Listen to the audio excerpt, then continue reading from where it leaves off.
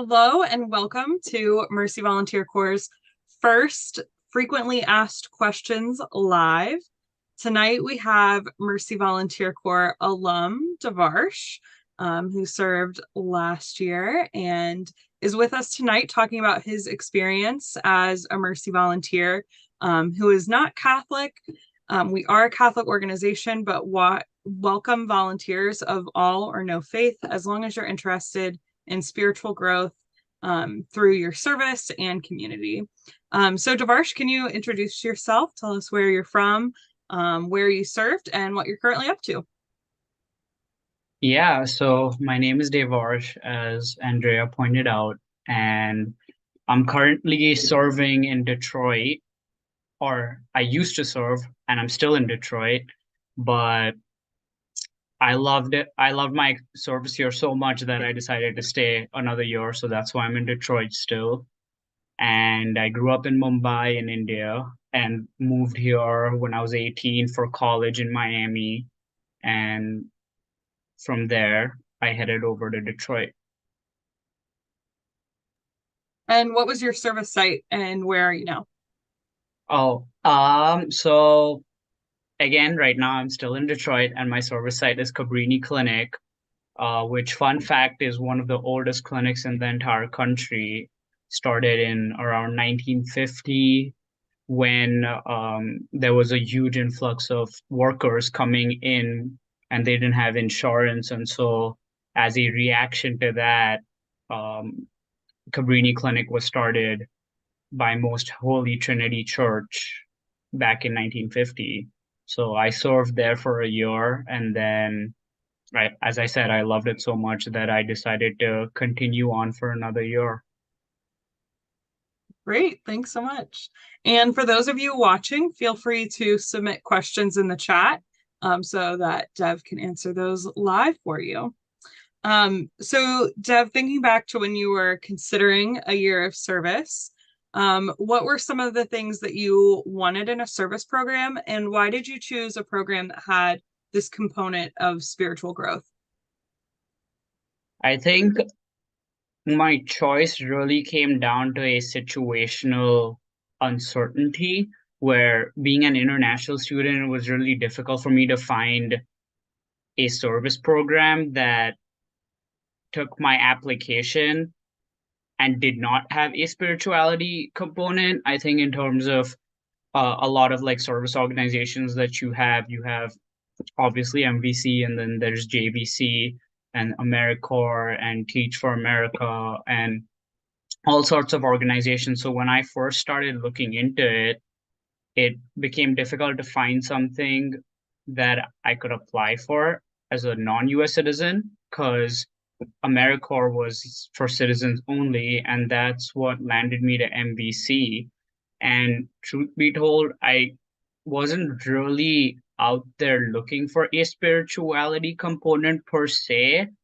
In terms of my service year, it was more so I wanted to do a service year, and then in the back of my mind, I was like, spirituality, I guess I could deal with it so that I can serve. And I'm appropriately funded because that was another concern for me. And I really wanted to do something that I was passionate about. And MVC kind of posed as this serendipitous opportunity for me to pursue that. And I think over time, going into my service year, spirituality became something a lot bigger than what it intended to be for me.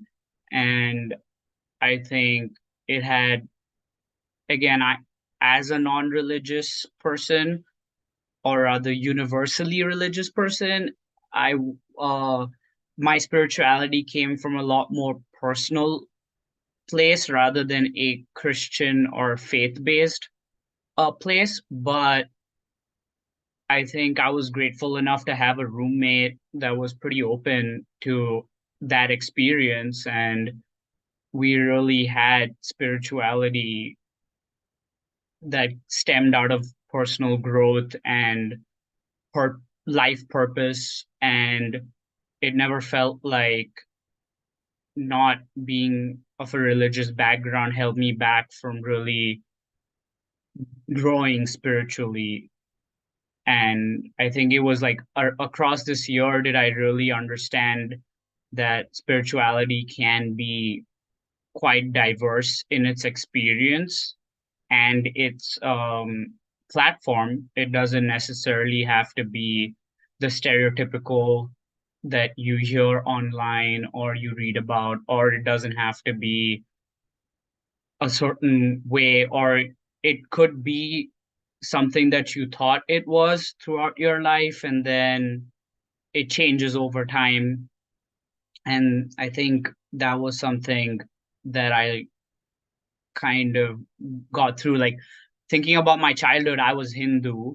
It was something that I was born into, and I guess spirituality and faith kind of tied in with that idea. But then as I grew up, I ran away from that idea, and now I'm somewhere in the middle. And I think there's, at least for me, in terms of spirituality, what came across for me as a non-religious person is it's a continuous, consistent journey that is part of, like, I guess, human existence more so than religious existence. Um, so yeah. Yeah, I think that's a great way to put it, Devarsh, that it's both. It's more of a personal, everybody has a spiritual aspect to them. Um, can you talk a little bit about some of the gifts of having an interfaith experience, both in your community and then in connection with the Sisters of Mercy? What was that like, and how did that contribute to, your understanding of spirituality? Yeah, I think it was awkward and weird at first. I think when we did, I think what was it called? The liturgy. That was like maybe my second time being in a church, going through all those customs. And I guess it was a little awkward to have to go through all of that, even though it wasn't something that I was accustomed to. But also, it didn't, like, it was just something we had to do. And I think in the back of my mind when when those instances came across, it was like, you know what, I'm just gonna get through this. I'll just keep quiet on the side and, like, let's go through it. And I think, like, that's something that even pervaded, like, dinners with the Sisters of Mercy. So when they would sit down to pray, um with religious sentiment, I think, like, there was a little, like, heaviness in my heart in the beginning. It's like, this is very uncomfortable. I'm not really sure I want to be here. But I think over time I just, like, sat through it, and I guess I really, like, saw it as a extension of being able to understand, like, the life of someone, even though it, like, differs from your own. And I think that's when I really came to accepting the interfaith experience, because I think the Sisters of Mercy always had, like, a listening ear when it came to me wanting to talk about my experiences. And as a young kid that is most often dismissed, like, what do you know about life? Um, I think the Sisters of Mercy have this unique ability to, with humility, listen to you as if they haven't, like, saved the world in their lives. And so within that experience, I think I was thinking that, you know what, if they try so hard to understand me, then why should I feel so uncomfortable trying to understand them? It's not necessary that that is something that I imbibe personally and in my own time. Is it something that I would continue to practice? Probably not.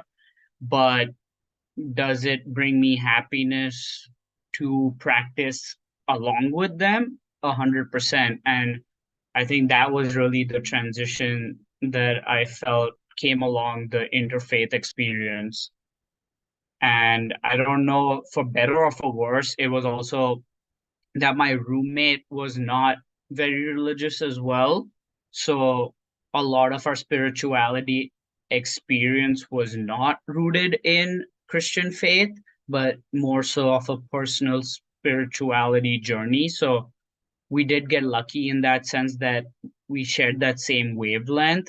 And I do wonder what my experience could have been like had I been partnered up with someone who stuck to Christian faith and that was their only way um, for attaining spirituality, which again, I think depends on if that person chooses to do that and I want to connect with them, then learning that aspect of their life is an important part of connecting with that person and building a community. And I think, like,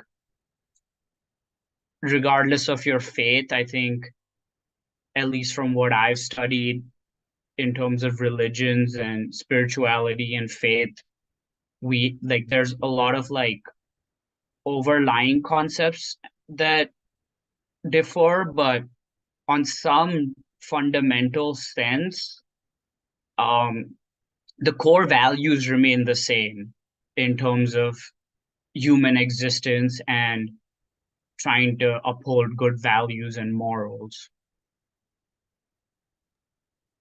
Yes, I very much agree with you on that, that there's a shared desire to be the best human that you can be. And that's where you can find connection, I think, in faith, and spirituality. Wonderful to hear. And thanks for sharing kind of how your experience changed over time and connecting with others during the experience. So we often get questions from people who are considering a year of service, but are really unsure because of the spirituality aspect. They don't know how religious or how uncomfortable it might be, or what our expectations are then. What advice would you have for them as they're considering service?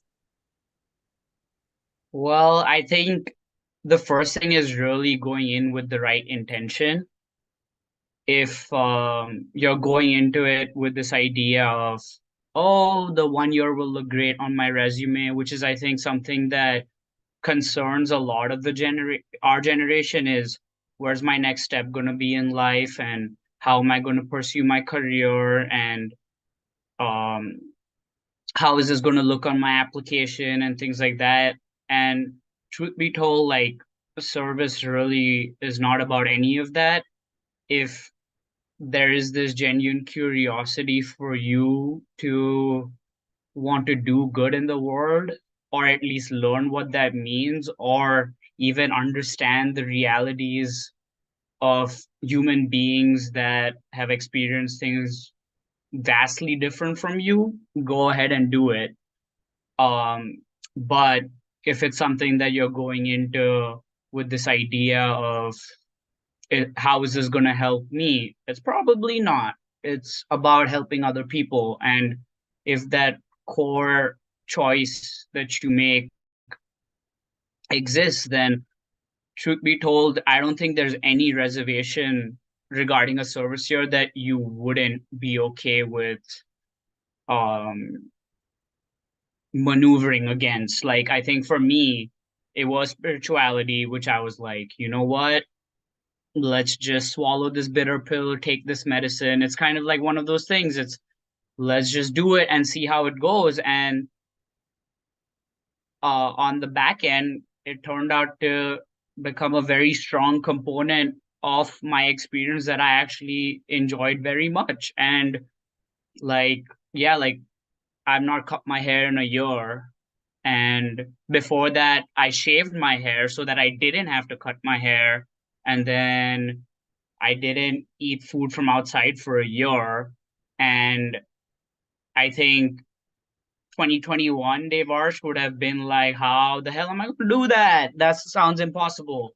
And then 2023 me is like, I don't want to eat outside. I just want to like do things on my own. I want to be self-sufficient and I want to live life in a freeing way. And so perspectives change, experiences change, and over time the very reservations you might have might no longer be reservations, and then you have new reservations that come along. And I think that's really like an experience that will take you forward in a lot of ways, because truth be told, that's what life is. As predictable as you want it to be, it's as unpredictable as it can be. So you have an idea in your head, and that's great, but know that that idea is always subject to change.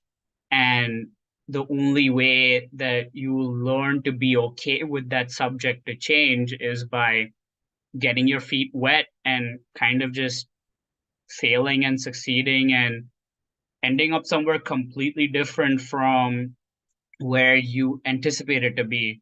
I think like there was this physician that I was talking to who again is like very strongly rooted in Christian faith. So I guess a lot of people who do have Christian faith might know this analogy, but I think it's about this one person that's in the wilderness trying to figure out his path, and he's lost and he has no idea what to do, but all he does is takes the next step, and through the wilderness he somehow finds his path. And I think that's kind of what a year of service is about, is figuring out your path and whether you really want to do this kind of work or not. And if you do, are you prepared for it? Is it something that you can sit through? Because it's not an easy life. It's There's a lot of sacrifices involved, and there's a lot of countercultural ideologies that you choose to live by.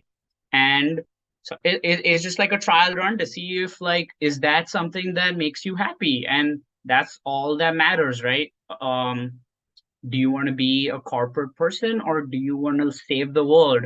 I guess it's perspectively something that we all, I guess, in this modern world think about. And while a lot of us want to save the world, the actual actionable consequences and choices that we have to make to really do that is a lot harder. So coming back to what I said, it's really about making sure you have the correct intentions going into this, and that you're trying to make an impact not for yourself but for others, and that belief is genuinely true for yourself. Thank you so much, Devarsh. It's so nice to hear you talk about how meaningful the experience was, all of the growth that came from an unexpected place during your year of service.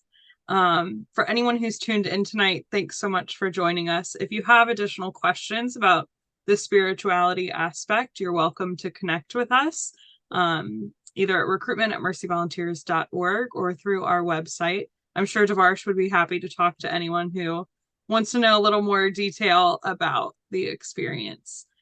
Yes, and come to Detroit. It's the best Yes. place. No matter what you've heard, it is the best place to be. Great plug. So we are accepting applications, and the sooner you apply, the more placements are available. So if you're interested in serving at Cabrini Clinic like Devarsh, submit your application before the priority deadline of January 22nd. Again, if you have any questions, let us know. And thanks so much for sharing your story tonight, Deb. We appreciate it.